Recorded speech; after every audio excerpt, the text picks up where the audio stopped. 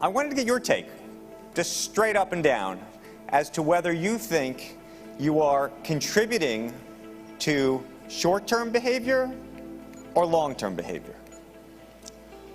Well, I think that activists aren't all the same. There are many different types and many different kinds. And from my way of looking at it, over the years, one of the reasons I came is Andrew called me up and said, you know, they all talk about short-termists, and you've held all of these stocks so long, you ought to come and talk about it at the Deal Book. And I generally don't do this, but I made a list.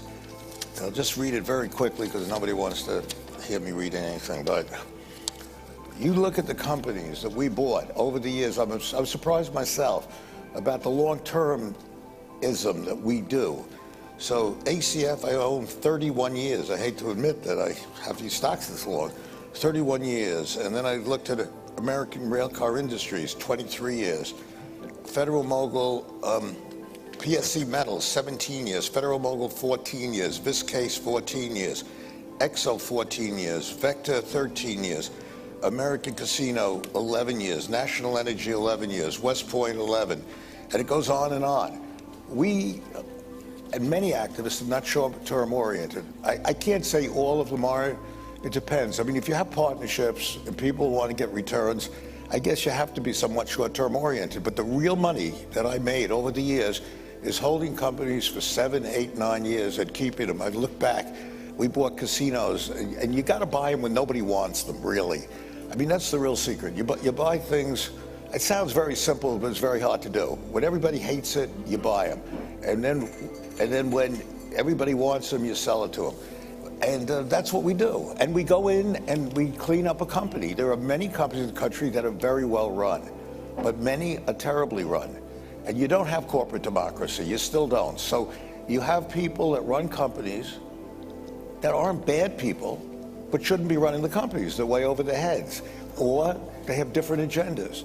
So if you think about it, this is corporate America. If you, your uncle left you a vineyard, a beautiful vineyard, beautiful apple orchards, beautiful farm.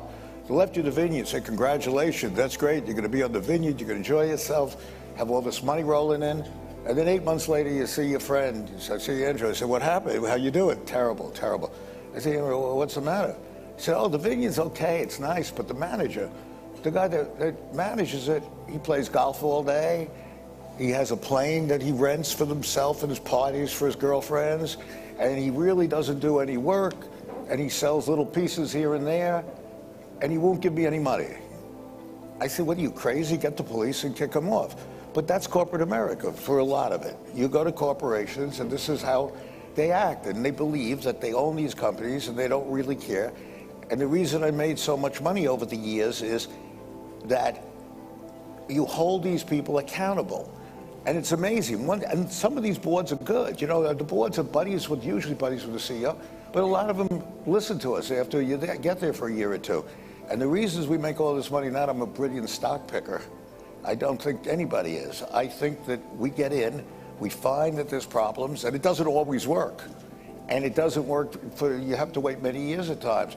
But the problem with our country, and I think we're going to pay a price for it sooner than we think, is that many of our companies are not run well. Now, that is not to say that many of the companies we own don't have good managers, and that there are many other good managers and good boards around.